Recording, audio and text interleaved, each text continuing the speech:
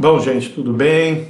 Estamos aqui para mais uma aula do nosso curso de Teoria Macroeconômica 3, né? Eu sou Felipe Tostes e a aula de hoje vai ser sobre o trade-off da inflação em produto no modelo monetarista, né? Então, para essa aula eu utilizei aí o capítulo 10 do Manual de Macroeconomia do Freund, né? Sua quinta edição de 2002. Bom, o principal expoente dessa escola é o Milton Friedman, né? Então coloquei aqui para vocês, né, a obra de referência aí para quem quiser se aprofundar sobre o assunto, tá? Com relação a esse tema aí e a origem aí do debate com relação a isso, tá, gente?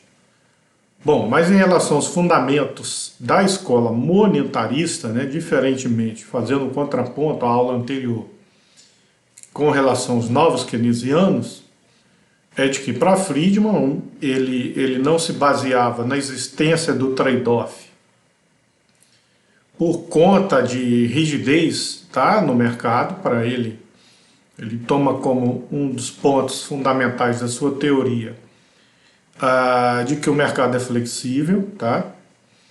E então não se baseia naquelas questões de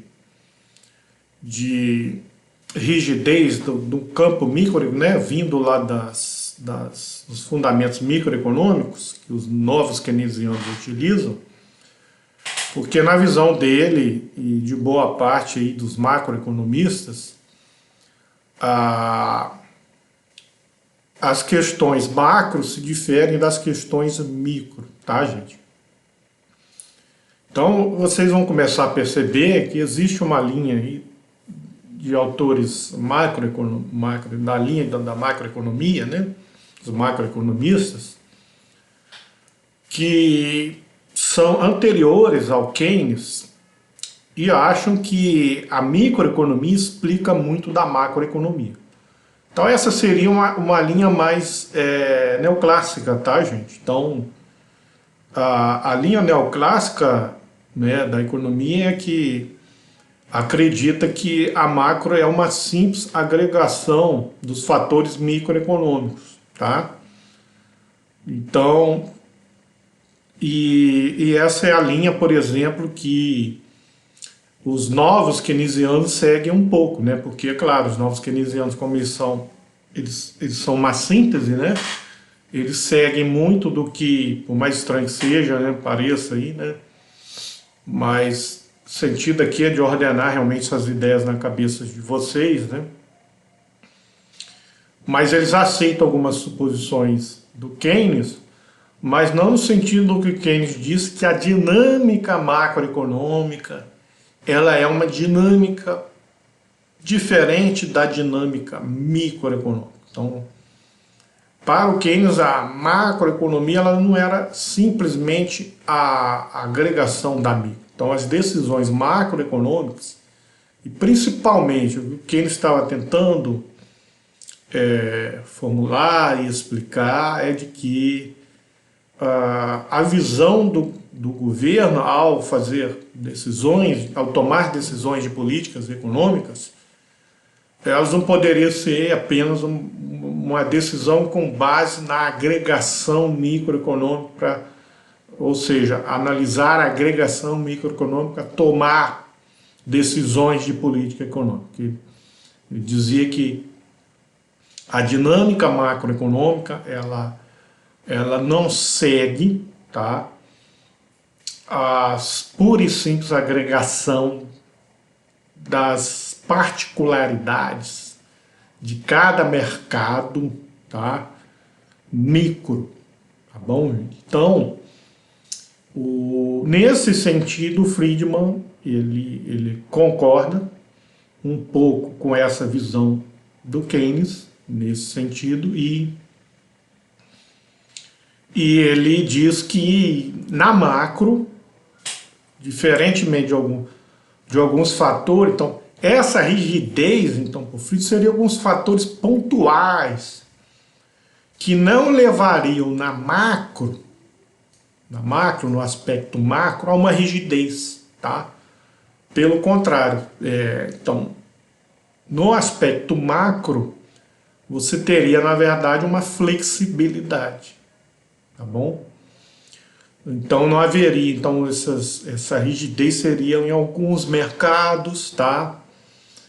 Mas o que prevaleceria seria mercados mais flexíveis, tá, gente? Então alguns mercados seriam rígidos no aspecto microeconômico, mas isso não se refletiria no aspecto macroeconômico em uma rigidez generalizada de preço. E sim, a macro, o governo poderia considerar flexibilidade nas suas formulações para tomar decisões de política econômica, ok? É isso, nesse sentido, mais ou menos aí é que fala o Friedman. E então, diferentemente da forma como explicou os novos keynesianos, ele vai dizer, não, sim, existe sim um trade-off de curto prazo, mas esse trade-off não é de maneira nenhuma explicado por questões de rigidez de preço, que vem lá de alguns setores da microeconomia. Não. O que explica o trade-off, né? Então o efeito de curto prazo de uma ampliação da oferta de moeda, porque a gente vai ver que mesmo uma ampliação de gastos do governo na visão de Friedman e dos monetaristas, é uma ampliação de oferta de moeda. Tudo vai se resultar em ampliação da oferta de moeda, seja ela diretamente pelo Banco Central, aumentando a liquidez lá do mercado monetário, ou mesmo o governo gastando mais, por exemplo. Por quê? Porque o governo, ao gastar mais, ele vai ter que lançar mais moeda na economia. E isso a gente vai explicar quando estiver lá desenvolvendo o modelo. Porque, na verdade, vamos falar aqui de uma vez, né?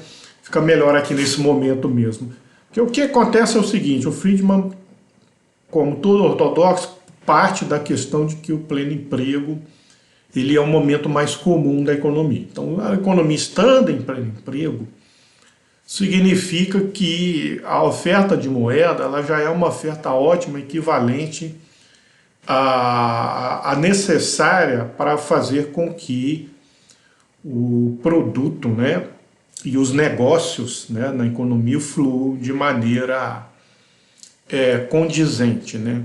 Então ele dizia que estando em pleno emprego, uma oferta maior de moeda, o que aconteceria com uma oferta maior de moeda? Levaria com que os agentes tivessem em mão mais moeda e ao fazer negócio, né, compra e venda, transações, né, todo mundo estando com mais moeda em mãos, a resultante disso não seria de forma nenhuma assim, vou ofertar mais, porque as pessoas estão com mais moeda. Não, a resultante disso, inicial, seria você aumentar preço para ajustar o preço do seu produto à nova oferta de moeda, ok?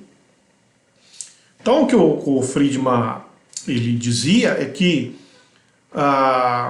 se há algum efeito de curto prazo, e aí esse efeito de curto prazo aconteceria estando a economia ali em pleno emprego, seria pura e simplesmente monetário, seria então, não teria efeitos no lados reais, se a gente está no pleno emprego, seria apenas o aumento de preço. Mas se eu dissesse isso, não, mas essa é a mesma conclusão, professor, da teoria clássica original lá, que o aumento da oferta de moeda levaria a aumento de preço, né? Então, o que eu estava dizendo é que, então, como é que isso explicaria que o aumento de gasto do governo também seria visto como aumento da oferta de moeda, É porque nesse ponto de equilíbrio, então, a partir daí para o governo ofertar mais, na verdade, um dos mecanismos que ele utilizaria seria imprimir dinheiro para poder ofertar mais, tá bom, gente? Mas isso são coisas que a gente vai aprofundar também em economia monetária e vocês vão ver lá, ok? Aqui o que a gente quer explicar é, então, até agora, professor, que você disse que, basicamente mesmo na visão de Friedman, a oferta de moeda levaria a aumento de preço. Sim. Isso é resultante de longo prazo na visão de Friedman. Mas qual é a resultante de curto prazo? Por que no curto prazo ele acaba concordando com os novos keynesianos, mas explica de maneira diferente que existe o trade-off inflação-desemprego e que a curva de Phillips ela é verificável empiricamente, ok? Ele explica através da chamada simetria de informação, que é uma coisa que vai casar muito melhor com a questão das expectativas adaptativas. Vou até colocar aqui também, que faltou aqui.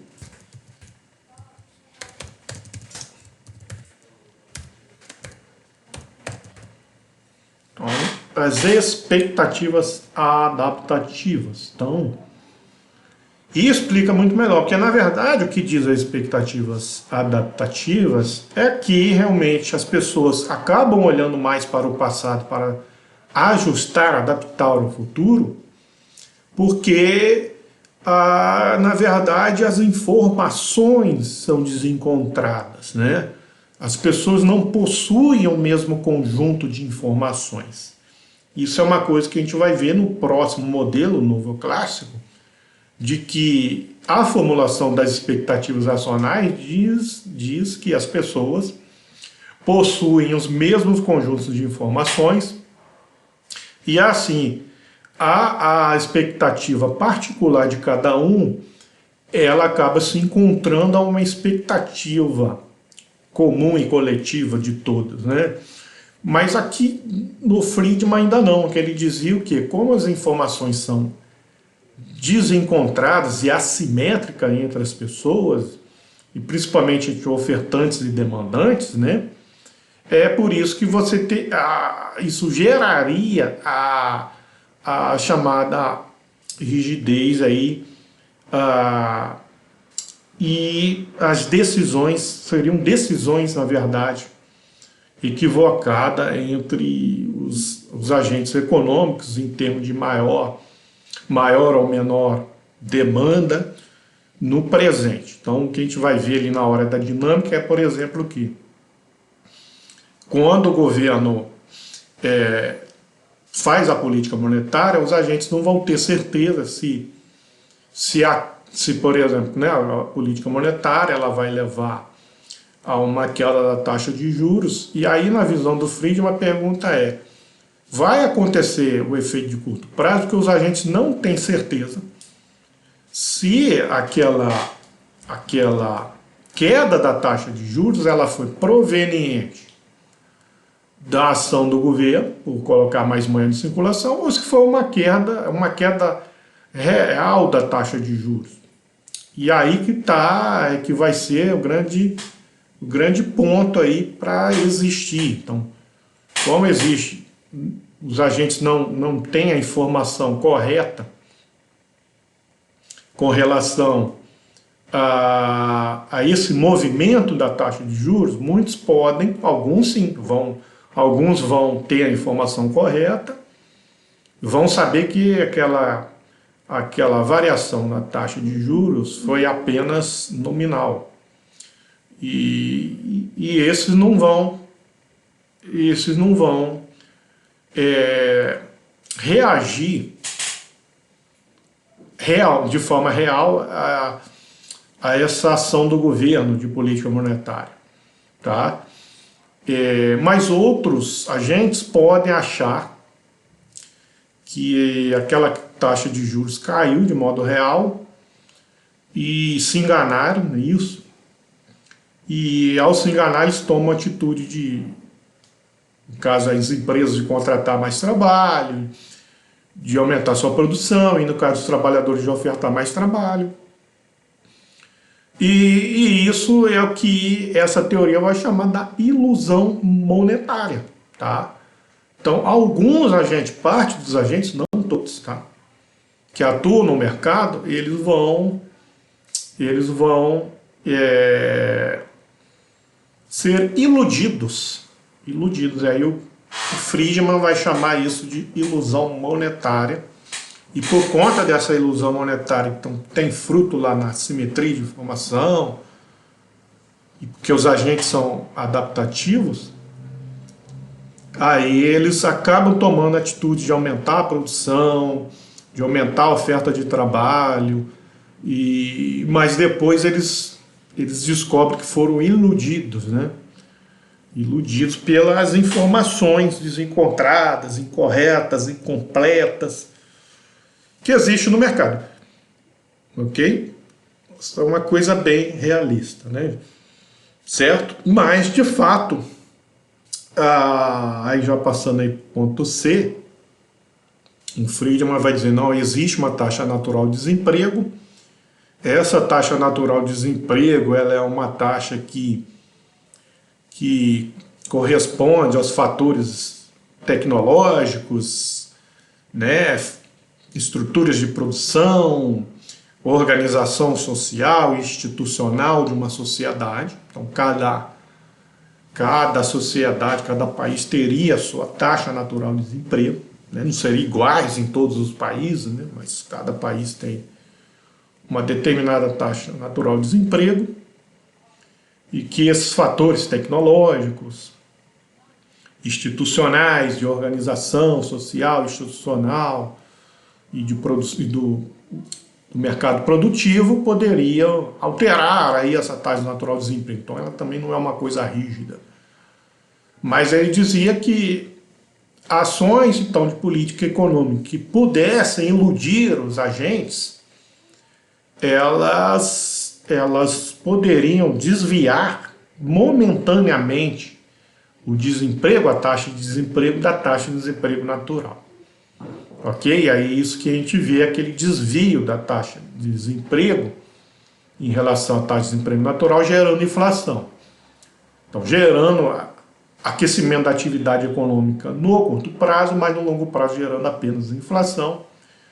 E aí, um ponto D aí já seria o que explicaria melhor. Então seria aí o retorno do Friedman à teoria quantitativa da moeda como explicação mais adequada do que aquela equação lá da IS lá do modelo ISLM, do modelo que a gente viu no novo keynesiano. Então Keynes retoma aí a teoria quantitativa da moeda como determinante aí da oscilação da demanda agregada, em substituição à chamada curva IS, né? Então ele não concordava muito com aquela formulação lá da curva IS, porque aquela curva IS é o ponto keynesiano dentro aí do novo keynesianismo, né? A interpretação lá do Hicks e Hansen lá do modelo ISLM, ok, gente? Então é isso. Então com isso, como é que ficam as equações aqui do Friedman? Então a equação de oferta agregada não vai mudar com relação aos novos keynesianos, ao que apresentou o Blanchard, tá bom? É a mesma coisa, certo? Vai mudar a demanda agregada, tá? Que em vez da gente utilizar a equação da IS, né? A gente vai utilizar aqui a equação da antiga TQM, que ele reformula, tá? Mas é a antiga TQM, que é MV igual a PY, não é isso? Se a velocidade da moeda é constante no curto prazo, e aí eu jogo o preço para cá, então o produto ele oscila conforme a oferta real de moeda, né? Moeda, oferta nominal sobre o nível de preço. Estando os preços constantes no curto prazo, então você basicamente pode dizer que o produto, a atividade econômica oscila conforme a oferta de moeda, tá bom? Então, oscila conforme a oferta de moeda, é isso que a gente vai analisar Então, basicamente, um retorno àquela oscilação da demanda agregada, então deslocamento da demanda lá que vocês viram no modelo clássico original, que a demanda oscilava para a esquerda ou para a direita, para cima ou para baixo, como vocês preferirem, no eixo cartesiano, conforme se aumentava ou diminuía a oferta de moeda, ok? A curva de Phillips é a mesma coisa, tá? A curva de oferta de trabalho também não muda, tá? Vai ficar por conta da expectativa, ela vai se ajustar, tá? Assim como a oferta agregada, vai se ajustar do curto para o longo prazo conforme a expectativa de preço. E o que vai mudar aqui é a demanda de trabalho na visão do Friedman, tá? Porque ele vai dizer que a demanda por trabalho é em termos de salários reais. Então os trabalhadores, eles buscam salários reais, ajustar os seus salários reais, tá? Mas, diferentemente do modelo keynesiano, aqui embaixo estão os preços e não expectativa de preço.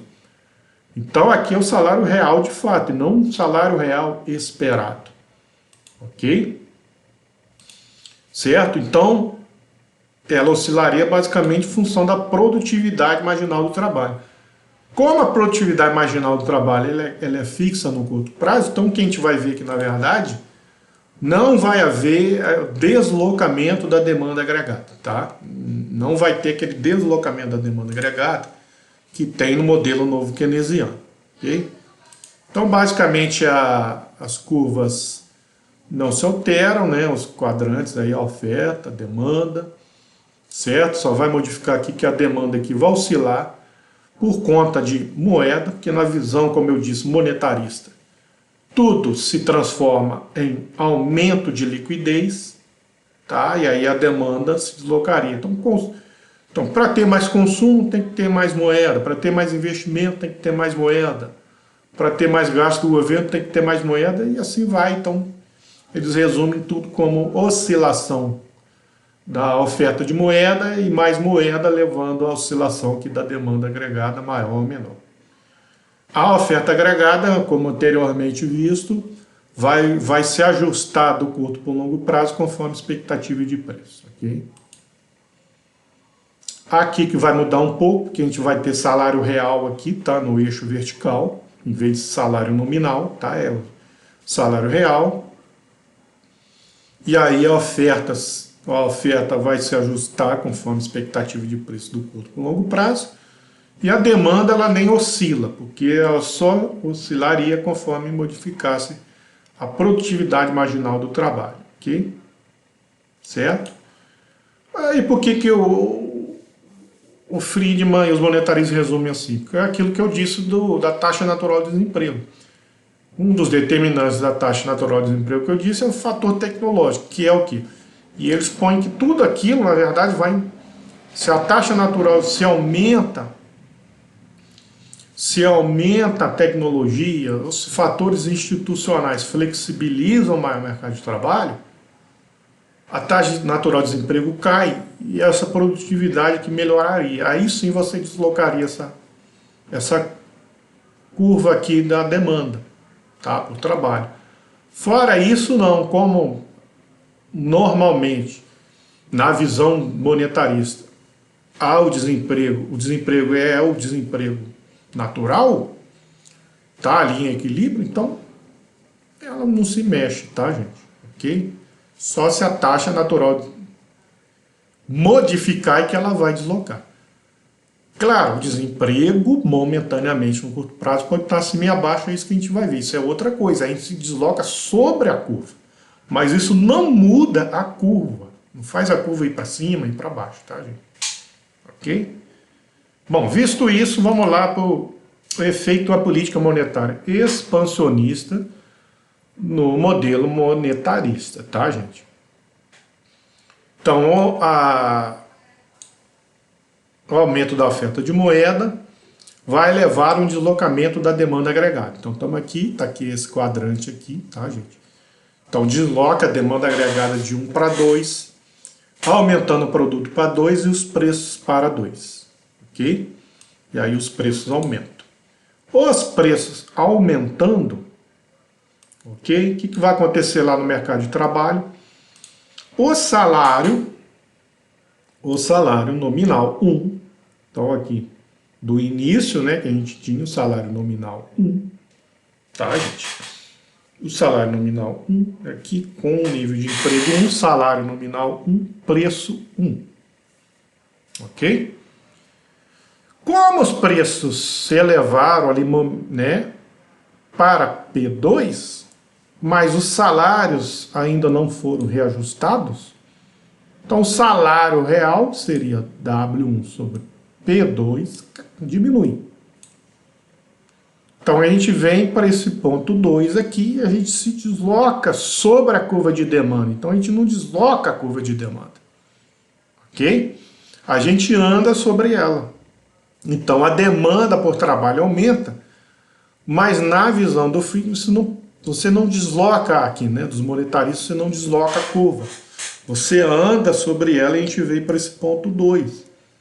Com o salário real menor, obviamente, as empresas vão demandar mais trabalho. Então aqui demandando mais trabalho. Essa demanda maior para o trabalho reduz a taxa de desemprego aqui de 1. E a gente vem para a taxa de desemprego 2 aqui. Aí a mesma coisa que a gente viu no modelo anterior. Essa taxa de desemprego 2 eleva a inflação para 2. Eleva a inflação aqui para 2. Ok? E a gente vem para esse ponto 2. Ok? Aí nesse ponto 2 vai haver a revisão da expectativa de inflação, conforme a inflação 2. Aí o que vai acontecer? O desemprego vem para 3, desloca a curva de Phillips, vem aqui para o desemprego 3, aqui, ponto 3 aqui, desemprego 3, inflação 2, tá bom? Ok? Com essa taxa de desemprego menor, o emprego aqui volta aqui para o nível de 1 aqui, 3. E a gente retorna simplesmente aqui para o ponto 3, 3 aqui, né? Ok? E aí, nesse momento, os salários são reajustados conforme esse preço maior.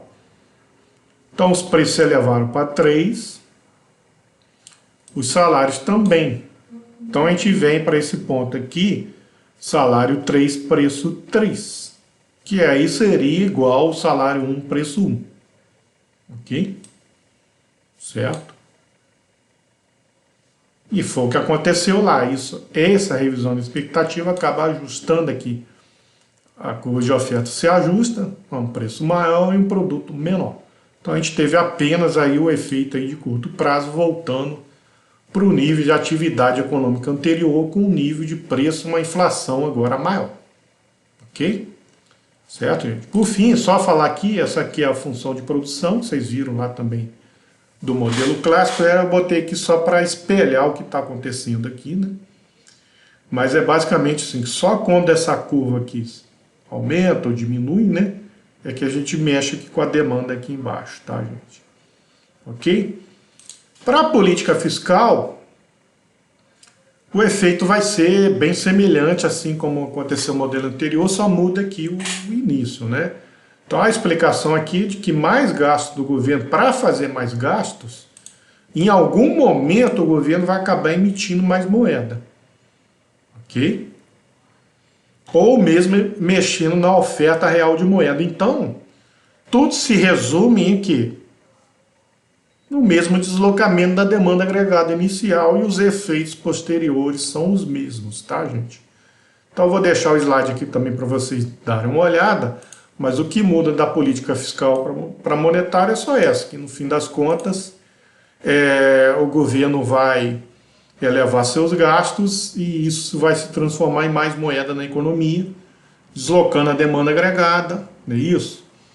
Aumentando preços, e aí aqui diminuindo o salário real, fazendo com que as empresas a um salário real menor demandem mais trabalho, e aí elas demandando mais trabalho diminui a taxa de desemprego, que eleva a inflação, havendo o ajuste da expectativa de inflação.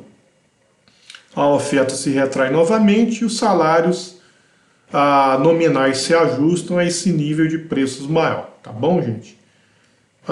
Então é isso, mais uma vez obrigado e até a próxima aula.